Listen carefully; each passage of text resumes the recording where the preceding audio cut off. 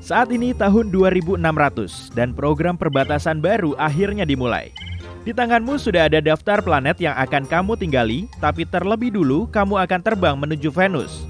Kembaran bumi ini menyambutmu pada suhu 427 derajat Celcius dengan badai asam sulfatnya yang cantik. Karena suhunya sangat panas, permukaan Venus kemungkinan besar nggak bisa ditinggali. Jadi, kamu perlu masang bakal rumahmu puluhan meter di bawah tanah. Dinding, lantai, dan langit-langitnya harus terbuat dari bahan tahan panas dan tahan lama. Maka kamu membuatnya dari hafnium karbida. Senyawa ini ditemukan pada tahun 2016 silam dan mampu menahan suhu lebih dari 3.900 derajat Celcius. Kamu juga perlu masang sistem pendingin dan pembersih udara. Sistem ini mampu menangkap udara beracun dari atmosfer Venus, lalu menariknya melalui jaringan filter yang kompleks dan mengalirkan udara yang bisa dihirup ke tempat tinggalmu. Suhu udaranya juga gampang dinaikkan karena proses yang terjadi di luar. Kamu bikin ruang terpisah di bawah ruang utama dan menamainya sebagai ruang generator. Peralatan di sini akan ditenagai energi panas Venus yang sangat melimpah untuk menyuplai listrik ke rumahmu. Setelah mikir sebentar, kamu juga bikin kamar mandi air hangat. Di Venus nggak ada air, tapi kamu bisa mengekstraksi dan memisahkannya dari awan asam. Sistem pipamu terdiri dari unit pemanas dan pendingin air dengan nitrogen cair untuk air dingin. Taman juga dibuat terpisah, karena nggak ada tanaman yang bisa hidup di permukaan Venus. Kamu bikin area luas yang diberi lampu terang dan sistem penyiram tanaman di dalamnya. Di situ ada sepetak tanah untuk nanam sayuran, beberapa hektar lahan untuk nanam buah-buahan, dan sepetak lagi untuk nanam pohon berumur panjang, seperti pohon ek. Pohon ini bisa nyuplai tambahan oksigen ke seluruh bangunan rumahmu. Taman ini diselubungi selaput hafnium karbida agar tanamannya nggak layu oleh tanah Venus yang terlalu panas. Setelah ngecek kalau semua kalkulasimu sudah selesai, kamu melaju ke destinasi berikutnya.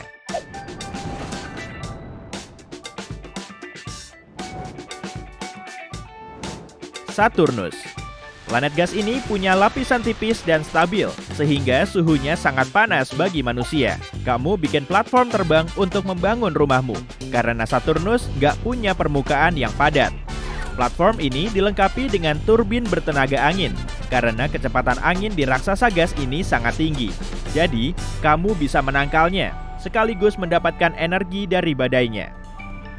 Tekanan dan suhu di sini aman-aman aja kok. Tapi kamu perlu fokus pada anginnya. Posisi tempat tinggalmu cukup rendah dan kelihatan mirip frisbee supaya lebih aerodinamis. Dinding dan atap rumahmu terbuat dari lempengan logam kuat agar bisa menahan hembusan angin kuat.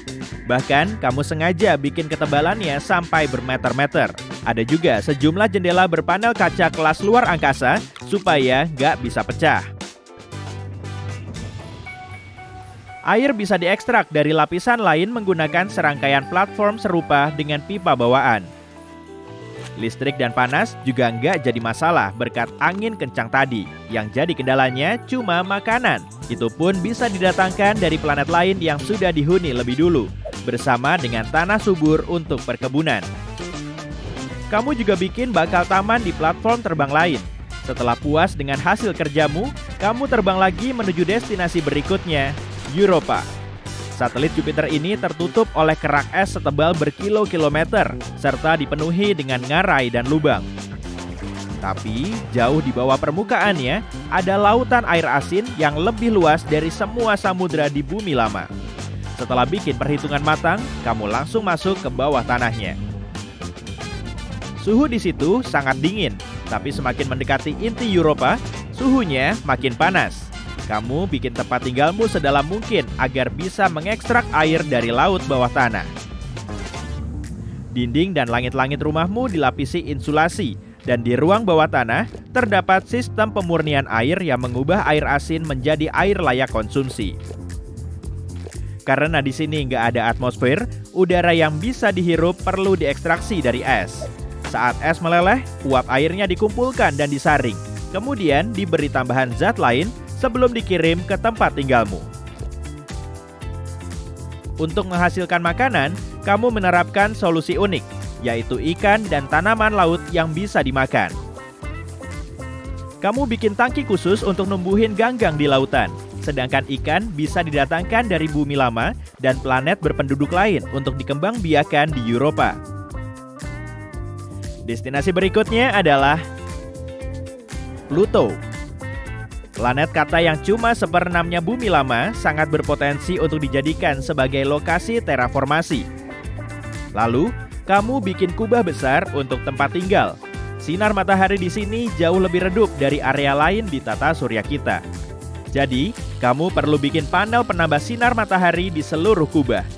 Panel ini akan bikin permukaan di bawahnya menerima lebih banyak cahaya, sehingga akan lebih hangat dan suhunya juga lebih pas.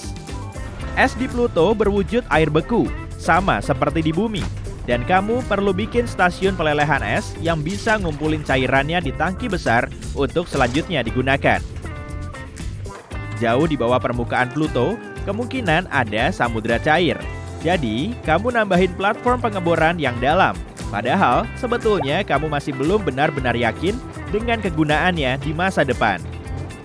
Rumah yang sudah diberi penghangat dan penerangan ini bisa dibilang sangat biasa aja. Sama seperti tempat tinggal di bumi dan Mars yang sudah diterraformasi. Di situ ada beberapa lantai, dinding dan langit-langitnya berbahan karbon atau alloy titanium agar tahan lama dan dilengkapi dengan ruang bawah tanah yang kokoh. Tapi, kamu juga bisa nambahin sekat insulasi darurat yang cuma aktif saat pencahayaan kubahmu bermasalah. Saat fitur ini aktif, suhunya akan segera turun ke angka negatif. Atmosfer Pluto sangat tipis, jadi udara yang bisa kamu hirup juga harus dihasilkan dari es. Kali ini, kamu menggabungkan sistem pengumpul air dengan fasilitas pembangkit udara. Salah satu sistem bertugas untuk menghasilkan air minum, dan sistem satunya untuk mengumpulkan uap, yang nantinya akan diberi tambahan unsur yang diperlukan. Kamu juga bikin perangkat pengendali cuaca. Fungsinya untuk memanaskan dan mendinginkan berbagai lapisan udara, serta mencampurnya untuk menghasilkan angin dengan awan hujan seperti di bumi lama. Dengan begini, tanaman bisa tumbuh di lingkungan yang lebih alami dan Pluto bisa aja berubah menjadi planet hijau suatu saat nanti. Di langit biru yang gelap, satelit terbesar Pluto, Charon, terlihat melayang-layang. Ukurannya setengah kalinya Pluto dan rupanya sangat cantik. Iklim Charon hampir sama dengan Pluto. Dengan ide cemerlangmu, kamu bikin rumah liburan untuk penghuni Pluto. Di bawah kubah serupa, penghuni Pluto bisa menjelajahi dunia kecil lain serta mengamati planet kerdil mereka dari sisi lain. Tapi sisinya selalu sama, seperti bumi dengan bulan. Lalu tiba-tiba kamu teringat dengan destinasimu berikutnya, Zarmina, yang sebelumnya dikenal sebagai Gliese 581g.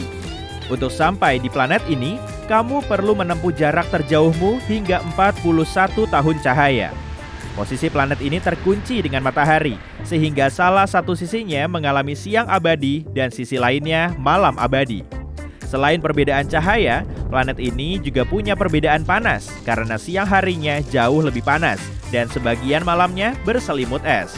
Kalau kita nggak melakukan terraformasi di planet ini, area yang paling cocok dihuni berada di antara kedua sisi, tepatnya di zona terminator. Suhu di sini nggak terlalu panas maupun dingin. Ada juga senja abadi saat matahari selalu tepat di atas cakrawala. Untungnya, atmosfer di Zarmina agak mirip dengan di bumi lama. Tapi kamu tetap perlu menutupi area pilihanmu dengan kubah pelindung untuk berjaga-jaga. Tempat tinggal manusia di sini nggak harus terlindung secara khusus dari cuaca. Dan di sini juga ada air yang berwujud cair. Di sini kamu juga bikin rumah biasa yang cantik, sama seperti di Pluto dengan nambahin beberapa detail penting. Misalnya, perangkat pengendali cuaca. Meski atmosfernya mirip dengan bumi lama, penghuni di sini perlu perubahan cuaca yang stabil untuk bercocok tanam. Kemudian, kamu perlu menutupi kubah ini dengan pelat bergerak. Terus-terusan hidup di bawah langit senja bisa bikin kamu mellow. Jadi, pelat ini akan bergerak dalam pola 12 jam. Di siang hari, pelat akan menaikkan jumlah sinar matahari yang datang. Dan di malam hari, sinar ini akan dipantulkan kembali, sehingga langitnya kelihatan gelap. Setelah itu, kamu pergi ke kedua tepi zona terminator dan menaruh tanaman geotermal.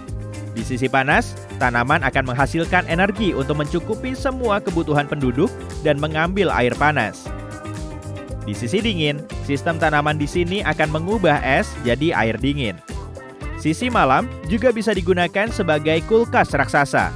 Para penghuni bisa naruh semua produk yang mereka butuhkan dalam wujud beku. Agar lebih mudah diakses, kamu memperbesar kubahmu melalui tepinya. Kemudian membuat sejumlah tempat penyimpanan sederhana agar kehidupanmu makin terjamin.